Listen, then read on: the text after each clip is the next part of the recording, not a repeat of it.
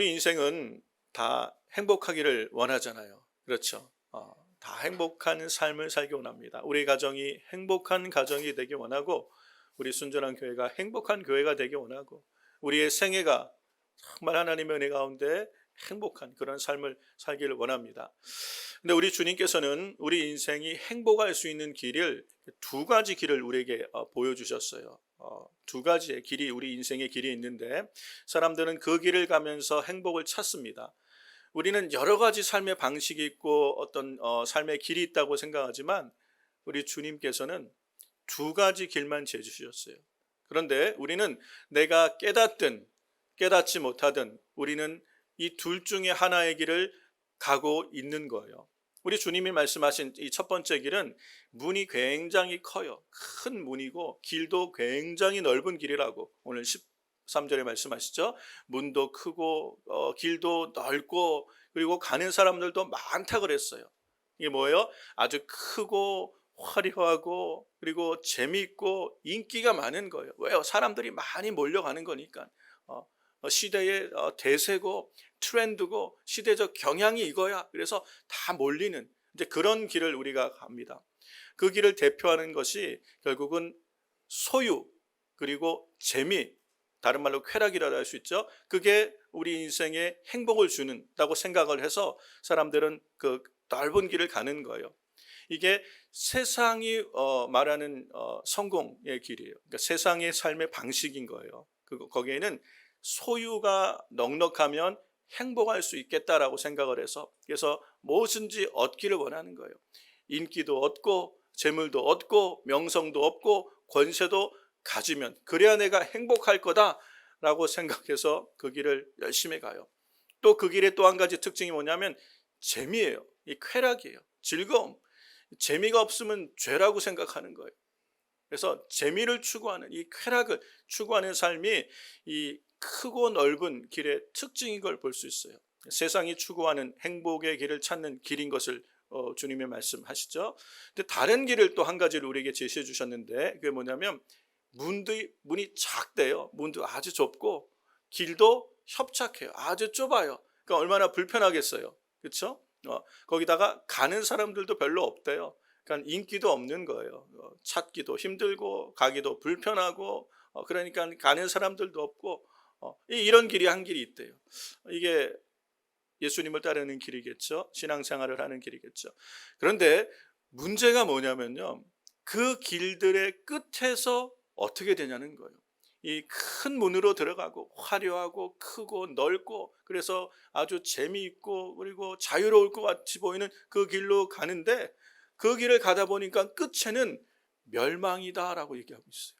13절에 보니까 멸망으로 인도하는 문은 크고 길도 넓어 그리로 들어가는 사람이 많고.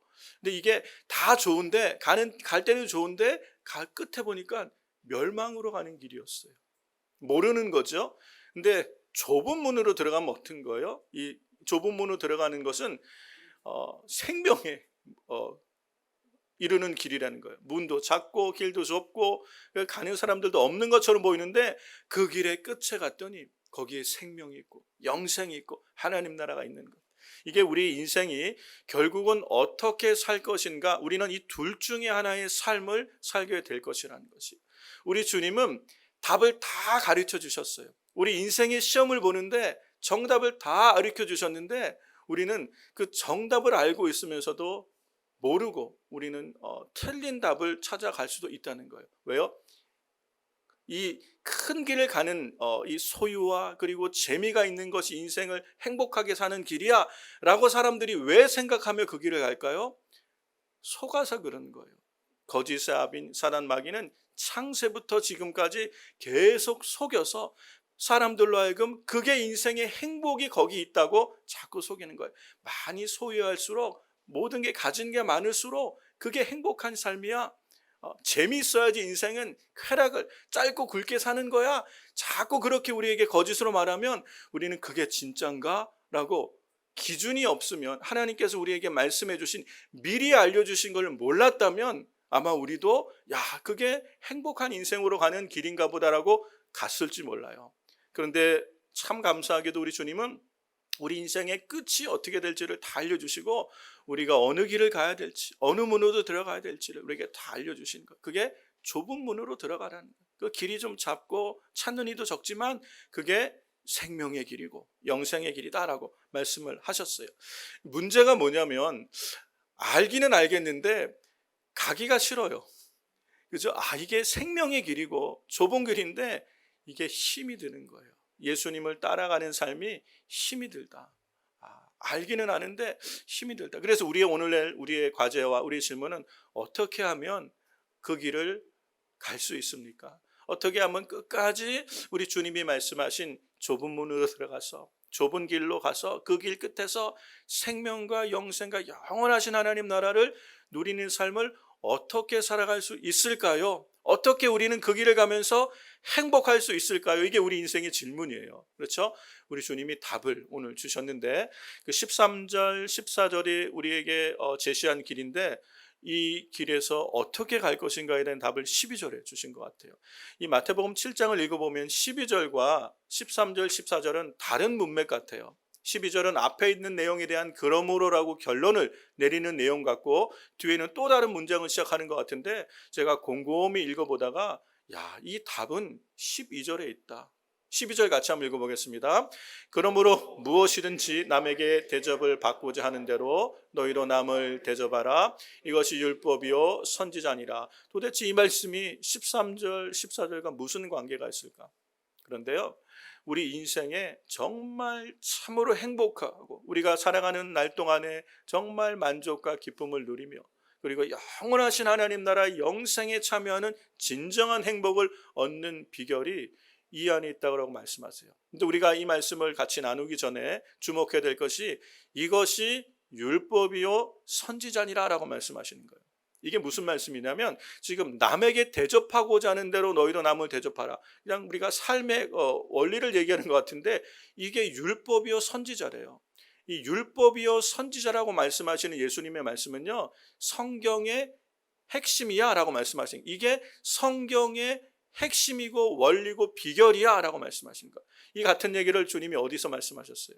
어떤 청년이 와서 율법 중에 뭐가 제일 큽니까? 뭐가 제일 중요합니까? 율법의 핵심이 뭡니까? 라고 물어볼 때 예수님께서 마태복음 22장에서 뭐라고 말씀하셨냐면 주 너희 하나님을 힘을 다하여 뜻을 다하여 사랑하는 것, 하나님을 사랑하는 것, 내 이웃을 내 몸처럼 사랑하는 것, 이것이 온 율법과 선지자의 강령이다.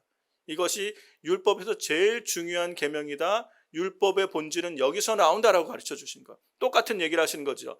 그러니까 성경의 핵심은 하나님을 사랑하고 이웃을 사랑하는 거야. 이게 성경이 우리에게 말씀하시는 핵심이에요. 이걸 십계명이라는 곳에서 우리 주님은 미리 이미 주셨어요. 그 십계명을 우리 예수님은 하나님 사랑, 이웃 사랑이다라고 정확하게 가르쳐 주셨어요.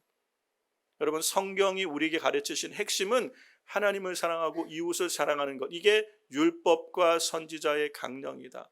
근본이고 본질이다라고 말씀하셨는데 이 똑같은 얘기를 지금 어디 하고 계신 거예요? 남에게 대접받고자 하는 대로 너희도 남을 대접하라 라고 말씀하신 거예요.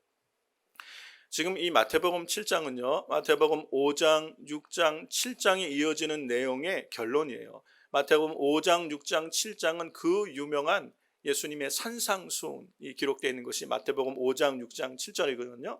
예수님께서 산에서 예수님 앞에 나온 많은 사람들 모아놓고 하나님 나라 백성이 어떻게 살아갈 것인가, 하나님 나라 백성, 예수님 안에 구원받은 하나님의 자녀들은 이 땅에서 어떻게 살아갈 것인가를 가르치는 것이 산상수훈이에요. 근데 이게 어려운 게 아니라 그냥 십계명을 해석해주고 풀어주신 것과 같은 이게 5장, 6장, 7장에 기록되어 있는데요. 그 산상수훈의 핵심이 두 구절이에요. 첫 번째 핵심은 마태복음 6장 33절. 마태복음 6장 33절. 이게 뭐냐면 먼저 그의 나라와 그의 의를 구하라. 그다음에 이 모든 것을 너에게 더하시리라. 이게 산상수훈의 첫 번째 핵심이고요. 두 번째 핵심이 오늘 내가 남에게 대접받고자 하는 대로 너도 남을 대접해라. 이게 산상수훈 그 긴 세 장의 핵심을 둘로 요약할 수 있는 거예요. 이게 뭐와 마찬가지예요? 하나님 사랑과 이웃 사랑과 똑같은 거예요. 하나님을 먼저 사랑하는 거예요. 하나님을 사랑하는 거예요. 우리 하나님을 사랑하는 내 삶의 우선순위를 드리는 거예요. 그러면 주님이 우리의 모든 생애를 책임지신다고 약속하신 언약이에요. 두 번째는 이웃 관계에서 정말 행복한 삶을 살기 원한다면 남에게 대접받고 싶은 대로 남을 대접하라. 그러니까 하나님께서 우리에게 말씀하신 이 좁은 길을 살아가는 비결은요, 우리가 분명히 기억해야 될 게 뭐냐면 관계의 원리 속에 행복이 있다는 걸 알려주시는 거예요. 우리의 인생의 진정한 행복은 거짓의 아빈 사라는 많이 소유해야, 뭐든지 많이 가져야 내가 행복할 거다 생각하고 재밌고 쾌락이 있어야 내 인생이 만족하고 행복할 거다라고 속이지만, 하나님께서 우리에게 말씀하신 행복은요, 관계 속에 행복이 있다고 말씀하시는 거예요. 오늘 우리가 살아가면서 만나는 그 관계 안에 우리의 행복이 있는 거예요. 여러분, 우리가 살아가면서 사실 많은 사람을 만날 것 같지만 그렇게 많은 사람들과 만나고 관계하지 못해요. 내가 살아가는 대부분의 삶은요, 가정 안에서 이루어지는 삶이죠. 일터에서, 직장 생활 속에서 이루어지는 관계죠. 교우 관계 정도예요. 여러분, 한 주간의 삶을 보세요. 가정, 직장, 교회. 가정, 직장, 교회. 이게 우리가 살아가는 삶의 만남의 범위예요. 그러다가 1년에 한 번 단기 선교 가면 인도에 가서 전혀 모르는 사람들도 만날 수 있고, 태국 가서 나와 전혀 상관없던 사람이 나와 상관 있는 사람이 되기도 하지만, 우리의 대부분은 가정에서, 일터에서, 교회에서 만나는 이 관계, 여기에 내 인생의 행복이 있다는 거예요. 여기에 우리 가정의 행복의 비결이 있고, 여기에 직장 생활에서 내가 만족하며 행복하며 살아갈 수 있는 비결이 있고, 신앙생활하면서 행복하게 살아가는 비결이 여기 있다는 거예요. 좁은 길을 가지만 우리가 얼마든지 행복하며 살아갈 수 있는 비결이 여기 있다는 거예요. 근데 그 얘기가 마태복음 7장 12절인데 이것을 뭐라고 부르냐면요, 그래서 황금률이라고 불러요. 기독교 윤리의 황금률, 내 인생에 정말 반드시 기억하고 좌우명으로 새기고 따라야 될 삶의 원리라고 해서 황금률이라고 그러는 거예요. 여러분께서 정말 행복한 삶을 살기를 원한다면 이 마태복음 7장 12절을 마음에 깊이 새기시고, 이것이 내 인생을 이끌어가는 오퍼레이팅 시스템이 되셔야 돼요. 내 삶의 원리와 기준이 되어질 때, 원칙이 되어지면 우리는 좁은 길을 가면서 얼마든지 행복한 삶을 살아갈 수 있도록, 그리고 승리하는 인생이 되도록, 세상적으로 말하면 성공적인 우리의 인생을 살아가도록 하나님께서 우리를 축복하신다는 그 비결이 어딨냐는 거예요. 관계의 원리에 있는데 그게 이 말씀이라는 거예요. 내 이웃을 내 몸처럼 우리가 어떻게 사랑할까? 이게 우리의 질문이잖아요. 어떻게 해야지 내 이웃을 내 몸처럼 사랑하지? 그 비결을 알려주신 말, 똑같은 얘기예요. 이게 율법이요 선지자라는 말씀을 하시는 얘기가 이 말씀인 거예요. 내 이웃을 내 몸처럼 사랑해라 라는 말씀을 이렇게 풀어주신 거예요. 어떻게 사랑합니까? 남에게 대접받고자 하는 대로 너도 남을 대접하라. 이 말씀을 여러분 오늘 잘 이해하시면 우리가 살아가는 삶 속에 가정에서든 일터에서든 교회에서든 행복하며 만족하며 좁은 길을 가며 승리하는 기쁨 넘치는 삶을 살게 될 줄로 믿습니다. 그렇다면 이 두 가지를 여러분에게 설명을 할 텐데요. 오늘 이 12절 말씀, 마태복음 7장 12절에 남에게 대접받고자 하는 대로 너도 남을 대접해라. 이 말씀 안에서 두 가지의 원리를 좀 우리가 구체적인 실천할 수 있는 원리를 여러분에게 좀 제가 제시를 하려고 해요. 첫 번째는 내가 원하는 것은 남도 원한다. 한번 따라해 보세요. 내가 원하는 것은 남도 원한다. 이게 그런 의미를 담고 있는 거예요. 그렇죠. 내가 원하는 것은 남도 원하는 거죠. 거꾸로 얘기하면 내가 하기 싫은 것은 남도 하기 싫은 거예요. 이게 관계의 원리, 이걸 반드시 기억하고 계시는. 그러면 우리는 모든 이 관계들 속에 행복할 수 있어요. 보세요. 그러므로 무엇이든지라고 얘기하셨어요. 무엇이든지, 우리의 모든 인간관계 속에서 행복할 수 있는 비결은요, 내가 원하는 것은 남도 원하는 것이고 내가 하기 싫은 것은 남도 하기 싫은 것. 누가복음 말씀 보세요. 6장 37절에 우리 주님이 비슷한 얘기를 하십니다. 누가복음 6장 37절에 비판하지 마라. 그리하면 너희가 비판을 받지 않을 것이요. 네, 여러분, 누가 나에 대해서 이러쿵저러쿵 얘기하는 거 듣는 거 좋아하는 사람 없잖아요. 기분 나빠요. 그렇죠. 기분 나빠요. 누가 나에 대해서 비판하는 거 싫어요. 그런데 나는 어떻게 해요? 나는 자유롭게 비판해요. 그죠? 이게 옳다고 생각해요. 나는 얼마든지 비판하면서 누가 나에게 비판하는 건 싫어. 그러면 관계가 아름답지 못해, 행복하지 못해요. 항상 뭔가 억울한 사람이 생기는 거예요. 정죄하지 마라. 그리하면 너희가 정죄함을 받지 않을 것이요. 누가 나에 대해서 너 잘못했다고 자꾸 지적하고 정죄하면 듣기가 좋아요, 나빠요? 부부 사이도 깨져요. 부모와 자식 사이도 자꾸 부모가 지적만 하면 어떻게 돼요? 애들이 순종할까요? 그렇지가 않아요. 싫은 거예요. 듣기 싫은 거예요. 이게 무슨, 근데 나는 누가 나에게 한마디만 하면 뒤집어지죠. 왜 그래요? 나는 항상 옳다고 생각, 내가 기준이 되는 거, 내가 옳다고 생각하니까 이렇게 되는 거, 내가 옳으니까 내가 하는 말이 맞다고 생각하니까 나는 정죄를 해요. 그런데 다른 사람도 마찬가지라는 거예요. 마찬가지. 그러니까 그 사람도 마찬가지일 수 있다는 걸 항상 기억하면 우리가 정죄하지 않고 정죄받지 않을 수 있어요. 용서도 마찬가지. 용서하라. 그리하면 너희가 용서를 받을 것이요. 내가 잘못하고 실수하면 미안해, 넘어가. 그러니까 빨리 대충 넘어가기를 원하죠. 근데 안 넘어가면 왜 이렇게 사람이 까칠해? 대충 넘어가면 되지. 그런데 남이 잘못하면은 나는 어떻게 해요? 그래 괜찮아, 이렇게 넘어가요? 아니면 뭐가 잘못돼 따져보자. 불러놓고 따져보자. 밤새도록 얘기하지 않습니까? 용서하라. 그리하면 너도 용서함 받을 것이야. 이게 큰 문, 넓은 길, 세상은요 내로남불이에요. 삶의 방식이. 나에게는 나는 옳고 이게 내가 맞다는 건 남에겐 기준을 갖지 않아요. 그런데 하나님께서는요 똑같이 적용하라는 거. 여러분 이게 중요한 원리예요. 내가 좋은 것은요 다른 사람도 좋아요. 내가 하기 싫은 거, 내가 싫은 거는 다른 사람도 싫다는 거. 이 분명한 원리를 가지고 다른 사람과 관계하면 여러분 가정에서나 일터에서나 교회에서 화낼 일이 줄어요. 관계가 상당히 좋아질 수 있습니다.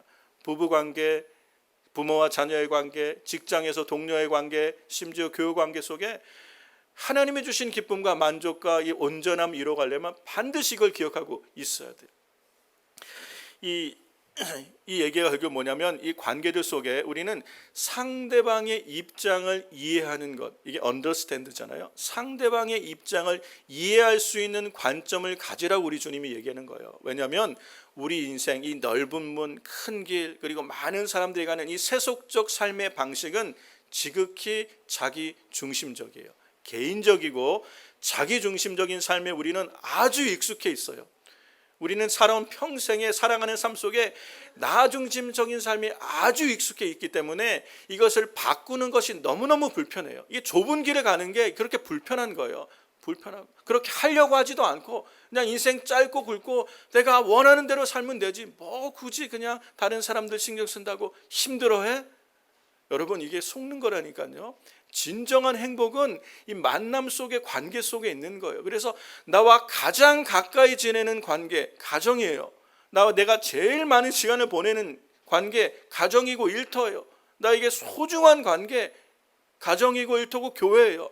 이 관계 속에 만나는 사람들과 관계를 잘하는 게 내가 행복한 삶을 살아가는 비결이고 승리하는 믿음 생활하는 비결이 여기 있다는 것이요. 그래서 반드시 우리가 기억해야 될 것, 다른 사람의 입장도 마찬가지일 거라는 것. 부부 관계에서 내가 기분 나쁜 것은 상대방도 기분 나쁜 게 있으니까 부딪히는 거예요. 부모와 자녀의 관계도 일방적이지가 않습니다. 뭔가 갈등이 있는 것은 다 자기 입장이 있는 거예요. 그래서 그 입장을 생각해 줄 수 있을 때, 그 입장에서 생각해 볼 때 왜 남편이 그렇게 화를 내지? 내가 억울한데 라고만 생각했던 입장에서 도대체 남편은 왜 화를 냈을까? 그 입장에 서보면 이해가 되는 부분이 있어요. 그러면 여러분 우리 인생에 많은 갈등을 줄일 수가 있어요. 우리가 너무 자기중심적이고 나밖에 모르기 때문에 다른 사람의 입장을 생각하지 않기 때문에 우리는 수많은 갈등 가운데 화가 우리 삶을 지배하는 삶을 살아가고 있는 그런 모습이라는 거예요. 그래서 하나님께서는 우리 인생이 어떻게 하면 행복하게 살아갈 수 있느냐, 이 관계의 원리 속에 행복의 비밀이 있다는 거예요. 첫 번째가 다른 사람의 입장을 생각하는 것. 내가 좋은 것은 남도 좋고 내가 싫은 것은 남도 싫은 거예요. 여러분이 이 한 주간에 한번 그 모든 관계 속에 그리고 갈등이 있다면 그 속에 저 사람 입장에서 저 사람의 자리에서 한번 생각해 보세요. 그러면 다른 시각으로 보여지면서 이해가 돼요. 그렇죠. 그러면 갈등들이 해소해지며 우리가 정말 이렇게 우리 인생을 허무하고 헛된 것에 세월을 낭비하지 않고 정말 하나님이 기뻐하시는 이 하나 돼서 사랑으로 관계하며 교제하는 삶을 살아가는 하나님 나라를 살아갈 수 있는 은혜가 있게 될 줄로 믿습니다. 첫 번째가 이 다른 사람의 입장을 볼 수 있는 거고요. 두 번째 이게 더 중요한 게 뭐냐면 이것을 우리 주님이 뭐라고 말씀하시냐면 7장 12절 말씀을 다시 한번 보세요. 7장 12절 말씀의 핵심이 뭐예요? 너희는 무엇이든지, 이 무엇이든지 핵심일까요? 핵심은 아니지만 중요하죠. 남에게 대접하고자 하는 대로, 여기가 핵심입니까? 이 말씀을 하고 싶으신 거예요? 그게 아니죠. 우리 예수님이 하시기 원하시는 말씀은 뭐예요? 너희도 남을 대접하라는 얘기예요. 내가 너희를 사랑한 것 같이 너희도 서로 사랑해라. 예수님이 하고 싶은 말씀은 서로 사랑해라는 거예요.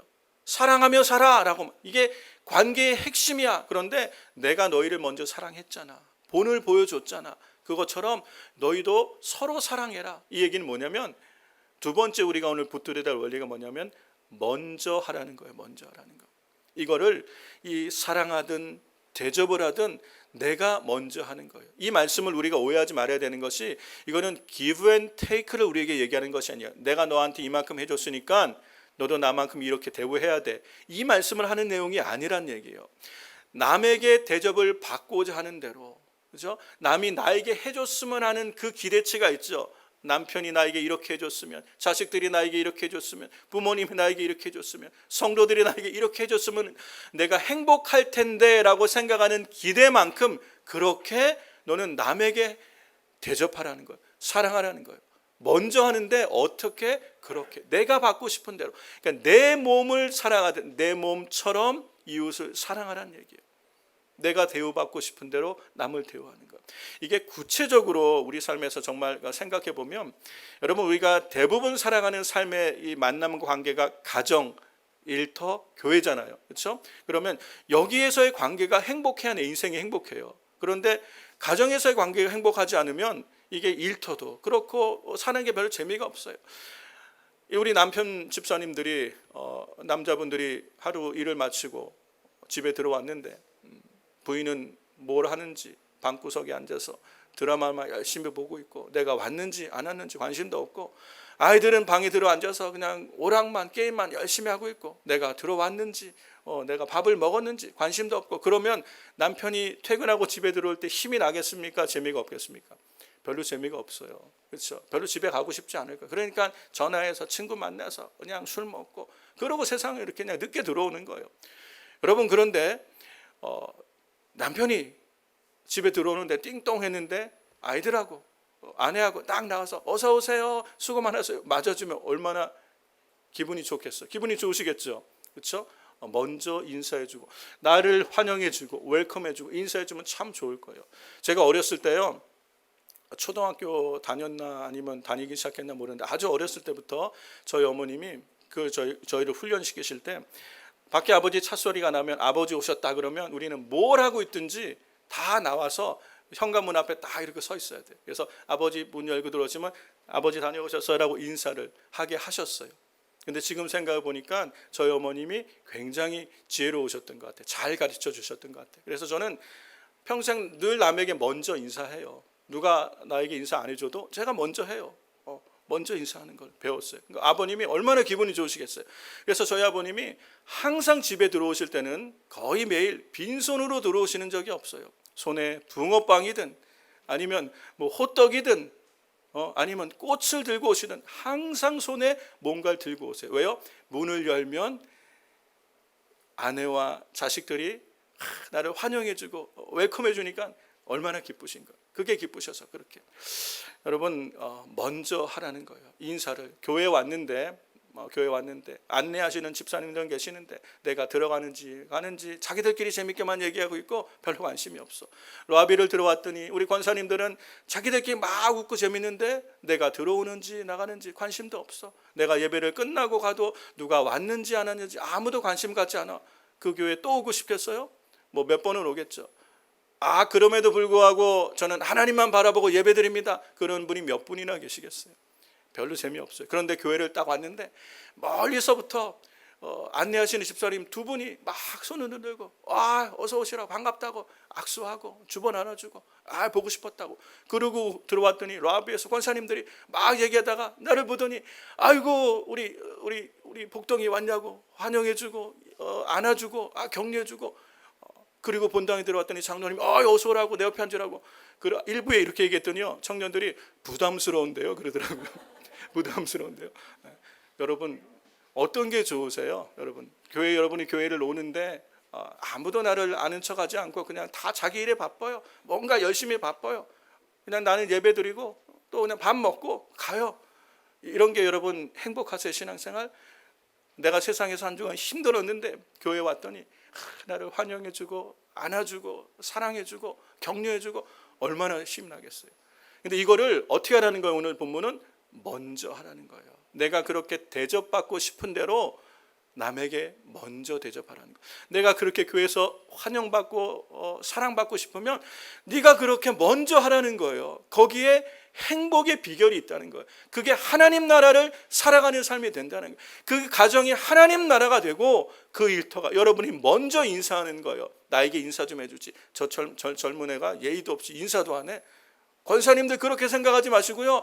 권사님들이 먼저 하는 거예요. 어른들이 먼저 하는 거예요. 우리 젊은 친구들도 어른을 보면 먼저 다가가서 인사. 먼저 하면 거기에 하나님 나라가 이루어지는 거예요. 관계 속에 행복의 비결이 있어요. 얼마나 재밌고 즐겁겠어요. 여러분 예배 끝나고 나서 식사를 하잖아요. 우리 순전한 교회는 이 밥이 맛있다고 소문이 났잖아요. 그렇죠? 밥이 맛있어요. 근데 교회 와서 예배드리고 딱 옮겨가면 식당에 맛있는 밥이 준비되어 있어요. 자, 그러면 그림처럼 딱 앉아서 밥을 맛있게 먹고 야, 잘 먹었다. 갈게. 그리고 멋있게 나가요. 너무 좋죠. 다음 주도 그러고 매주 그러면 좋겠어요.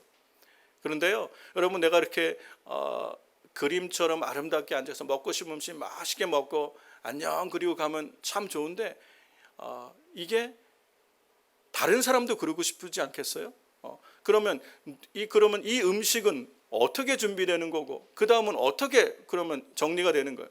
누군가가 그 전날 교회를 와서 누군가가 그 전에 열심히 시장을 보고 또 누군가는 또 열심히 음식을 만들고 준비해서 이 섬기는 분들이 있으니까 오늘 내가 그렇게 우아하게 식사를 맛있게 먹고 그리고 그냥 그림처럼 싹 빠져나가도 괜찮은 그런 게 되는 거예요. 얼마나 행복해요. 그렇잖아요?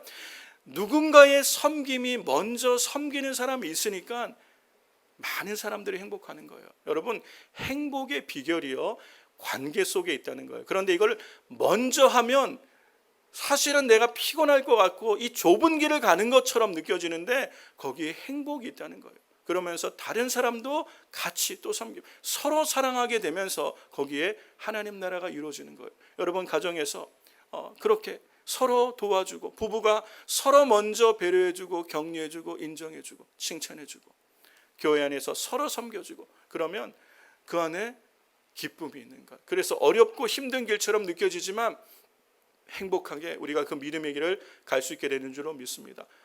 밥 먹고 났는데 이 설거지가 많잖아요. 그렇죠? 난 오늘 좀 일이 있어서 먼저 갈게. 가도 괜찮을 만큼의 분위기. 왜요? 누군가가 또 섬기는 분이 계시니까. 근데 이게 매일 반복된다면 어떻겠어요? 그렇지가 않다는 거예요. 내가 그 섬김의 자리에 먼저 있으면 다른 사람이 행복할 수 이게 하나님 나라예요. 세상에서는 내 유익과 이익을 챙기기에 바빠요. 그게 내가 세상에서 만족하고 성공적이고 행복한 삶을 사는 거라고 착각을 해요. 그런데 하나님 나라는 먼저 섬기래요. 예수님이 이걸 본을 보여주셨어요. 내가 너희를 사랑한 것 같이 너희도 서로 사랑해라.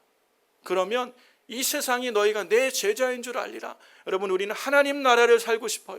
가정이 천국과 같기를 원해요.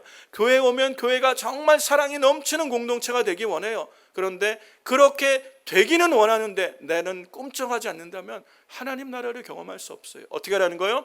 내가 먼저 하는 거예요. 남에게 대접을 받고자 하는 대로 남을 대접하는데 내가 먼저 하는 거예요. 오늘 우리 기쁜 날이죠. 예배 끝나고 야유회 가요. 그러면 우리가 정말 지난 3년간 팬데믹 때문에 못 움직였다가 4년 만에 드디어 우리가 이제 파크로 야유회를 가는데 지금 여러분 마음이 거기 다 있어요? 네, 저도 마음이 거기가 있어요. 벌써 일부 예배에 많은 분들이 예배드리고 준비하러 벌써 다 가셨어요. 아마 열심히 고기를 굽고 계실 거예요. 바베큐. 오랜만에 갈비를 많이 준비해서 풍성하게 먹게 했어요. 근데 순절함께서 야외를 간대요. 갔더니 예배 끝나고 기도하고 갔더니 끝나고 라면 먹고 헤어지는 거래요. 라면, 자 우리 사발면 끓여 먹고 헤어집시다. 그러면 다음에 야외 가자 그러면 안 가죠. 영주자매 안 간다고. 갔더니 뭐 별거도 없어. 재미도 없고 라면 끓여 먹고 오고. 그런데 야외에 갔더니 갈비를 만큼 사놓고 먹고 싶은 대로 먹으라는 거. 음료수도 많고 뭐 후식도 있어요. 후식도 아이스크림도 있고 먹고 싶은 대로 다 먹고 갔더니 장로님이 얼마나 재미있게 또 게임을 준비하는지 친교하고 교제하고 신나게 놀고 아쉽게 헤어지는 거예요. 이거 또 하면 안 돼요? 그렇게. 여러분 어떤 게 좋아요? 근데 그렇게 행복하려면 이게 그냥 저절로 가면 다 자동으로 행복해지는 게 아니라 누군가가 섬기는 분이 계시는 거예요. 누군가가 그 많은 양의 고기를 헌신하시는 거예요. 그래서 우리가 많은 사람들이 먹으며 기쁨을 누리는 거예요. 창립 예배도 아직 2주나 남았는데 벌써 창립 예배 점심은 어떻게 해요? 그거 제가 대접하고 싶어요. 먼저 섬기겠다는 분이 계세요. 우리 교회가 보통 그래요. 이래요. 그러니까 우리 순전한 교회가 행복한 교회인 줄로 믿습니다. 먼저 대접하고 이게 하나님 나라예요. 하나님 나라에 누가 큰 자입니까? 섬기는 자가 큰 자다. 예수님이 말씀하신 거예요. 누가 교회의 지도자가 되고 누가 세상에서 지도자가 됩니까? 섬기는 사람이 지도자가 되는 거예요. 여러분 하나님 나라가 이렇게 될 때 교회는 낮아지고 섬기며 헌신하며 희생하는 사람들이 인정받고 세워지는, 이게 하나님 나라를 살아가는 삶의 방식인 줄로 믿습니다. 예수님께서 이걸 본을 먼저 보여주시는 거예요. 십자가의 사랑이 뭐예요? 우리를 향하여 전부를 내어주신 거예요. 요한복음 3장 16절이 그 얘기예요.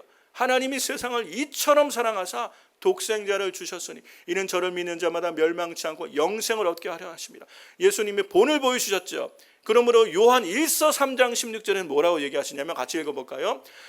그가 우리를 위하여 목숨을 버리셨으니 우리가 이로써 사랑을 알고 우리도 형제를 위하여 목숨을 버리는 것이 마땅하다. 사랑이 뭡니까? 예수님 보여주신 것. 이로써 우리가 사랑을 알았다는 거예요. 먼저 우리를 향하여 그 모든 것을 내어주신 이 예수님의 사랑을 우리가 받았기 때문에 우리가 그렇게 내 이웃을 내 몸처럼 사랑하는 거예요. 목숨을 버리라는 말이 목숨을 주라는 그런 의미가 아니라 16절 다음에 17절 18절 이어지는 내용이 뭐냐면 형제들 중에 궁핍한 사람이 있으면 더없게 하라, 배부르게 하라. 말로만 사랑하는 것이 아니라 행함과 진실함으로 사랑하라는 얘기예요. 섬김을 말씀하고 계시는 거예요. 여러분 우리 인생의 행복은요, 내 것으로 이웃을 섬길 때 거기에 진짜 행복이 있어요. 왜요? 그게 좁은 길이기 때문에, 그게 예수님을 따르는 길이기 때문에, 그 길의 끝에 영생이 있기 때문에. 자기중심적인 삶, 나밖에 모르는 인생은요, 그게 성공적인 삶을 사는 것 같고 재미있는 인생을 사는 것 같지만 그 끝은요 멸망이에요. 아무것도 없어요. 그런데 불편해 보이지만 섬기고, 내가 먼저 섬기고 내가 먼저 사랑하고 내 것으로 남에게 유익을 주고 희생하고 다른 사람의 잘 되는 것을 즐거워할 수 있는, 이게 하나님 나라인 줄로 믿습니다. 이 삶이 길이 좁고 협착해 불편해 보이고 힘들어 보이는데 거기에 참 만족이 있어요. 말할 수 없는 기쁨이 있어요. 예수님의 생명과 기쁨이 그곳에 있는 줄로 믿습니다. 그게 하나님 나라를 살아가는 성도의 삶의 방법인 줄로 믿습니다. 그래서 예수님은 산상수훈에서 그 중요한 말씀들을 장황하게 말씀하시면서 결론으로 이 얘기를 하시는 거예요. 7장 12절 너희가 무엇이든지 남에게 대접받고 싶은 대로 남을 대접하라. 이 얘기는 결국 내 이웃을 내 몸처럼 사랑하라. 여기에 하나님 나라를 살아가는 승리의 비결이 있게 되는 줄로 믿습니다. 여러분 이 한 주간, 아니 이제 우리 이후의 삶에 여러분의 가정에서 한번 이거를 실천해 보세요. 이 말씀을 내 삶의 기준, 내가 살아가는 삶의 방식으로 딱 정하시고 모든 관계 속에서 내가 이 기준대로 하리라. 부부와 관계 속에서 이 실제가 되셔야 돼요. 부모와 자녀의 관계 속에서, 그리고 교우 관계 속에서, 직장 동료 관계 속에서 내가 남에게 대접받고 싶은 대로 내가 먼저 남을 대접하면 거기에 기적이 일어날 줄로 믿습니다. 갈등이 있던 부부 사이가 평화와 기쁨과 만족이 있고, 부모와 자녀 간에 갈등이 있고 벽이 있던 관계가 놀라운 회복으로 하나님께서 역사하실 줄로 믿습니다. 교우 관계도 마찬가지고 우리 순전한 교회가 하나님 나라를 경험하는 교회로 하나님께서 이 땅에 우리를 사용하여 주실 줄로 믿습니다. 이 풍성한 은혜는 내가 먼저 이것을 깨닫고 상대방의 입장에서, 그리고 내가 먼저 섬기는 이 황금률, 하나님의 말씀을 실천하는 성도들의 삶에 우리 주님이 반드시 함께 하셔서 성령으로 역사하셔서 우리 인생이 좁은 길을 가면서도 항상 기뻐하며 행복하며 감사가 넘치며 승리하는 삶으로 우리를 인도하여 주실 줄로 믿습니다. 이 은혜가 우리 순전하게 모든 성도들의 삶에 함께 하시기를 주의 이름으로 축원합니다.